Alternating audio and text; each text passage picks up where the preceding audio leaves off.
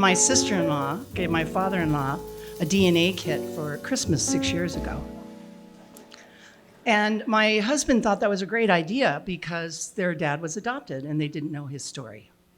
So when the kit came back, they found that there was somebody related to their dad on the website. And Diane was excited and she wanted to reach out to them. But she thought maybe this could open a can of worms, I don't know. But Steve said, go for it. Let's see what dad, has a family out there. So one day, a letter arrived for Steve. And he was sitting in his chair reading it. And I was in the kitchen washing dishes or something. And I heard this weird noise. And I looked over and Steve was in the chair and he was shaking, he was white, he was really upset. And I ran over and I said, what is wrong? And he looked at me with such desperation in his eyes, and he was holding this picture, and he held it out to me. And I took the picture, and I looked at the picture, and I said, who is this? I don't know who it is. And it was a family with 3 kids. And he looked at me again, and he goes, I'm so sorry. I go, what are you sorry about? And he says, I think that's my daughter.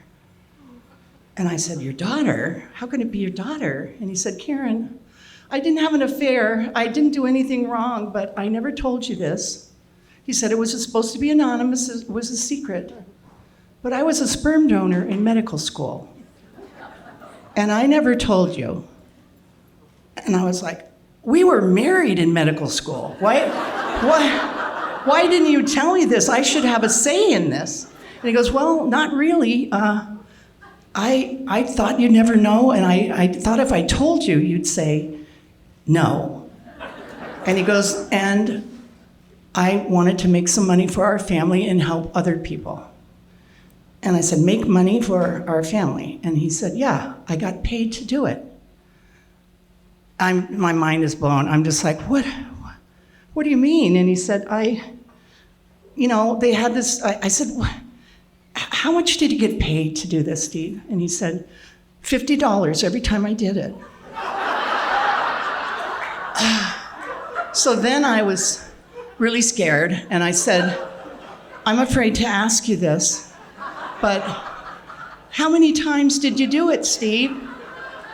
And he said, first of all, you have to understand that when you sign up for this program, they expect, you get vetted, psychological evals, they do this whole workup on you, and when you pass, they expect you to donate regularly. So I'm going, oh, wow, oh my God, what does regularly mean, Steve? And he went, I'm sorry, oh God. I said, what? And he goes, twice a month for 2 years. I lost it. I looked at him like he was insane. I said, wait a minute. We were supposed to be part of the zero population movement.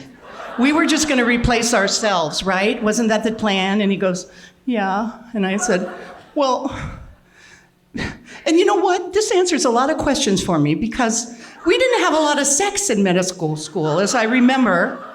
And I thought it was because we were on opposite schedules. I was working all the time, and we were so tired.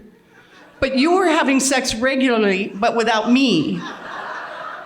And he goes, yeah, I'm really sorry. He goes, I don't know what to do. And I said, I don't know what to say to you. And he said, well, read her letter. So I get this letter, and I start to read the letter, and it says, I just want to thank you for the gift of my life and my family. And my heart kind of cracked. And then she proceeded to say, I've been looking for you for years, and I would like to meet you someday or at least talk. And so Steve said, I don't know what you want me to do. I said, Steve, you could have had 100 kids, and this is maybe just one of them, and I don't know what to say. And so he said, what do you want me to do? I don't want to do anything that you don't that you don't approve of. And I said, you already did that. But anyway, I said, well, I guess you could call her, but we need to call our kids first and tell them what's going on. So we called our daughter, and Steve was trying to explain it to her, and he was getting very emotional, and she got scared. And I said, no, it's not bad news. It's just a really, really, really big surprise. And she said, oh, and I tell her the surprise, and she says, well, isn't this a happy thing? Like she's a little girl again. And I realized she always wanted more siblings.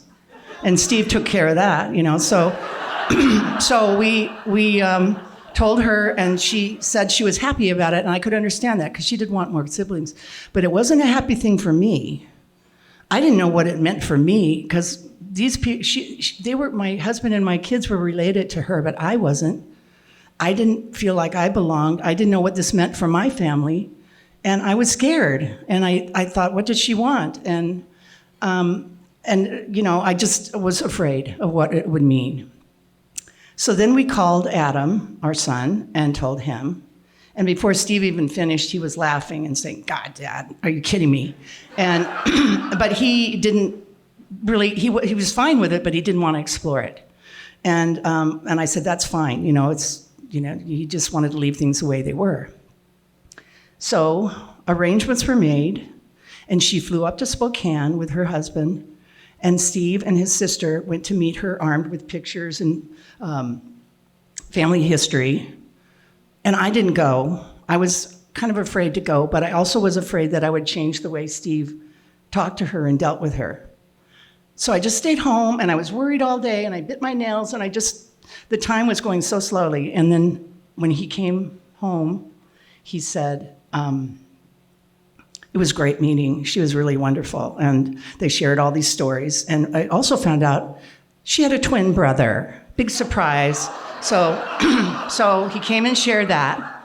So later on, I would travel to her home with my daughter and my husband, and sitting in her home, watching Steve, I was sitting with my daughter and her half-sister, watching Steve play with 4 of his grandchildren, which was mind-blowing to me.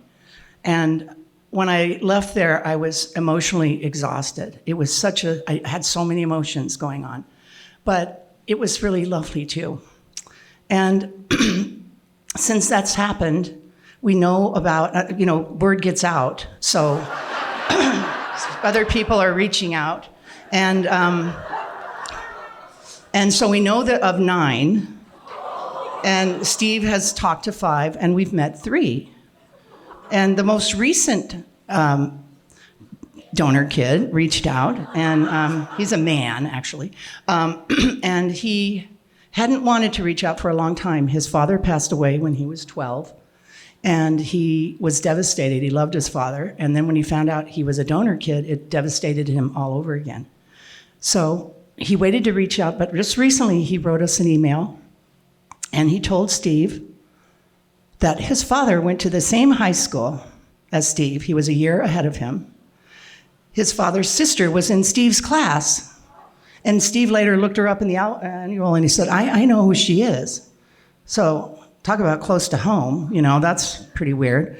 So anyway, he also happened to say in his letter that he was very shy and quiet, and his wife did all the talking. So it's the same in our family. So what I realized was I was so afraid of this, and I'm not afraid anymore. Every time somebody reaches out to Steve and I get to see them or meet them, I see glimmers of my husband and my kids in them. And it makes me care about them. I can't not care about them. And they all just want to reach out and see where they're from. They want to make a connection and get their family history. And I feel connected to it all now. I realize that when I see my kids in them, they seem like my family too, and they are. And I feel that each one of them is a blessing in so many ways. And that gift that Steve gave so many years ago was a gift to me too. I didn't realize it at the time, but it's changed my life so much in so many ways. I feel the world is smaller. I feel like my family is so much bigger and interesting. And it's just, I'm very grateful and thankful to be in this family.